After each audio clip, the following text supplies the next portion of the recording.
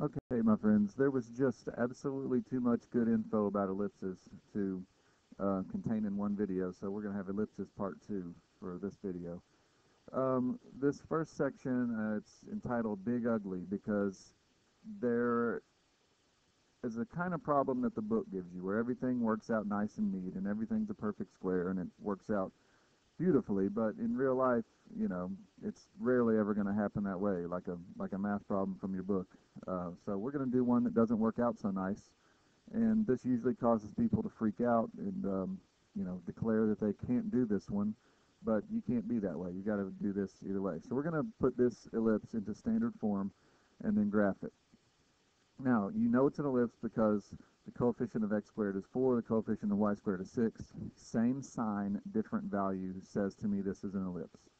So now I can start working on ellipse form. Now, the first thing we did was group our x's, group our y's, and move our constant over to the right. Okay, nothing different so far. Then we factored out, because when you complete a square, you have to have a coefficient of 1 in front of x squared. So over here, no big deal. Leave the space for the completed square by factoring out a 4. Now I go to factor a 6 out. And this is where the first minor issue comes up. Now, 6 does not divide out of 10 evenly. When we use the word factor in math class, usually we mean factor nicely. Okay, when I say factor something, I mean break it down. And if it doesn't break down nicely, we call it prime.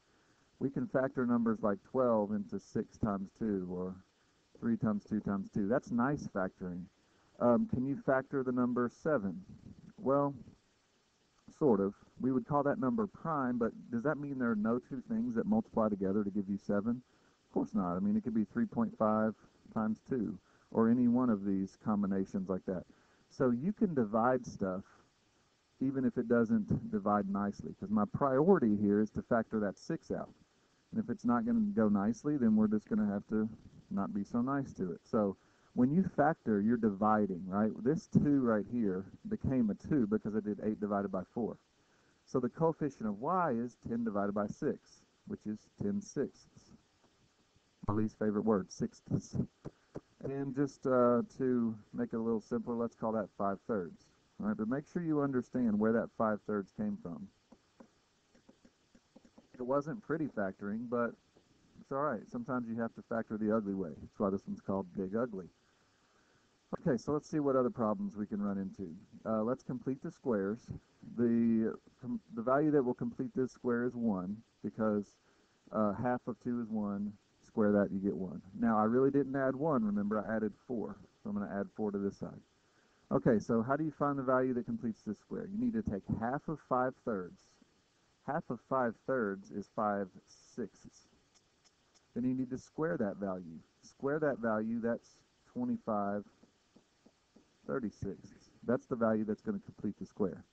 Now, I don't add 25/36 on the right. I add 6 times that. And if you do 6 times 25/36, you're just going to simplify the 6 over 36 and make that 25/6. Okay, so that completes my squares. Wasn't pretty. That's what we're learning to deal with. So let's write it as a completed square. 4 times x plus 1, quantity squared, plus 6 times y plus, remember, the number that goes here is the number you got when you cut this value in half before you squared it. And half of 5/3 is 5/6. So square that. Now, over here on the other side, at some point you can just turn to decimals, because we're trying to graph here anyway, and decimals are more helpful in a graph than weird fractions are. So let's just turn to decimals and add up 19 plus 4 plus 25/6. Make it a decimal.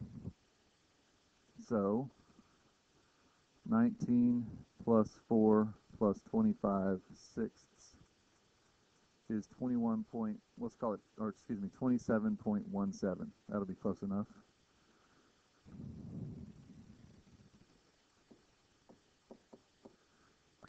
I have another 5/6 in here. I'll turn that to a decimal in just a minute. Now, it hasn't been pretty, but it's still working. Next, we need to get that 1 over on the right. So let's divide everything by 27.17. These type of problems that are ugly, people tend to steer away from them, but in the age of calculators, who cares what the numbers are? You're just going to type them into your calculator anyway, so, might as well be ugly numbers, real life style numbers. Now, the next step would be to get this 4 over 27.17 and make it just one number in the bottom. If we had something like 4 times x plus 1 squared over 16, we would just reduce 4/16 and make it x plus 1 squared over 4. That was when it was pretty, but now it's ugly. So the number on the bottom was 16 over 4. So the number on the bottom now is 27.17 divided by 4. So whatever that turns out to be, I still got that number divided by 4.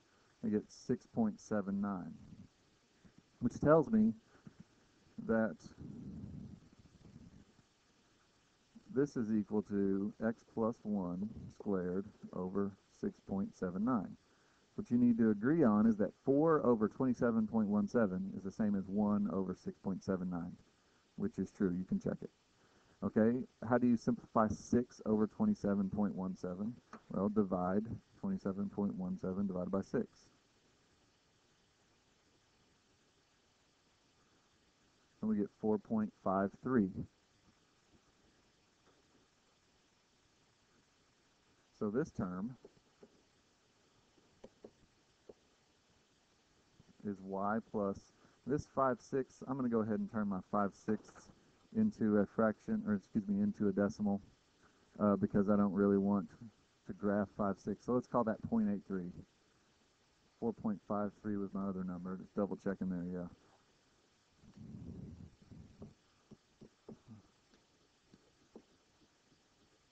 So there we go. We've gotten rid of the terms on top, and now we've made our right side into 1. Almost there. The last thing we would do is we would take this number on the bottom and include it in the parentheses by taking its square root.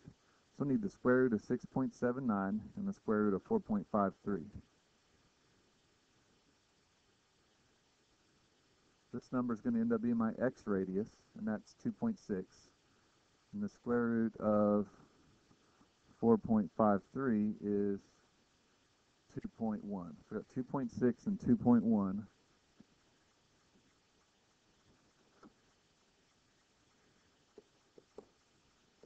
My x and my y radius.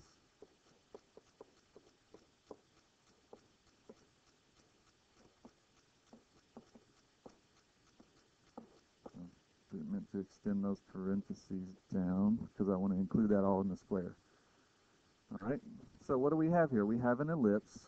It's not nice and neat. Its center is -1, -0.83. Its x radius is 2.6, and its y radius is 2.1. All right, so let's graph it.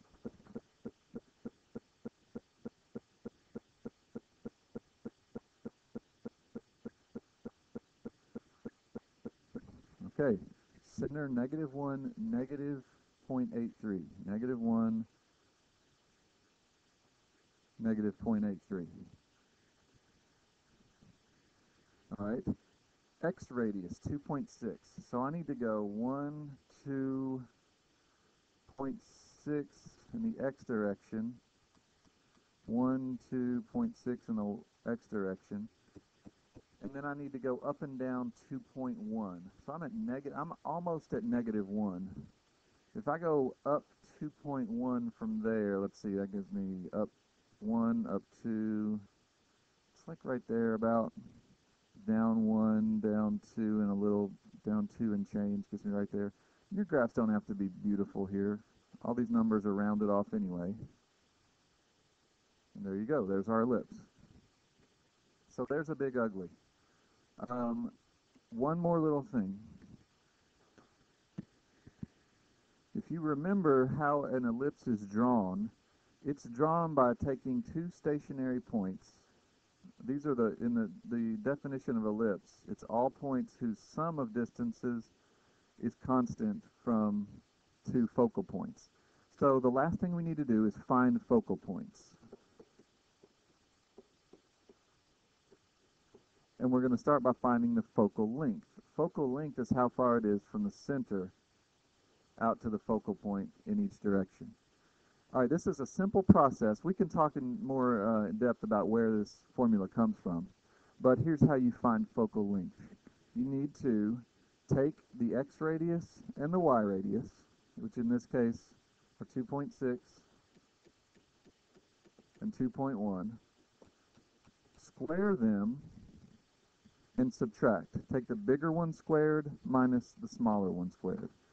2.6 squared minus 2.1 squared. It's almost like a Pythagorean theorem, except it's a minus instead of a plus. Your focal length is the square root of that number. Square them, subtract them, and then square root the result. So our focal length is about 1.5 for this ellipse. Let's finish the equation. Look at about 1.5. That tells me that from my center out to each point is 1.5 units. And I drew my focal points a little bit too far out. About 1.5 is going to get me here and about here. That's my focal length. So that's going to help us locate the focal points. The focal points, in this case, it's 1.5 to the right of my center. My center was -1, -0.83. So if I go 1.5 to the right of that, I get 0.5, -0.83, just by moving over in the x direction, 1.5 units. And if I move 1.5 units to the left, I get -2.5, -0.83. Those are the coordinates of my two focal points. So that's the last thing I need to tell you about an ellipse. So today we dealt with dealing with ugly numbers, which I shouldn't ever call any numbers ugly, but you know what I mean. Numbers that don't work out so nicely, like this. So you need to be ready for those. You can't look at ugly number problems and just give up because the numbers are ugly. The higher level math classes you get into and any real world applications, you're always going to have ugly numbers to deal with. And then focal length. So a simple thing for focal length, take these two numbers, big one squared minus the small one squared, square root your result. All right? So I hope you've enjoyed these notes as much as I've enjoyed making them. Young out.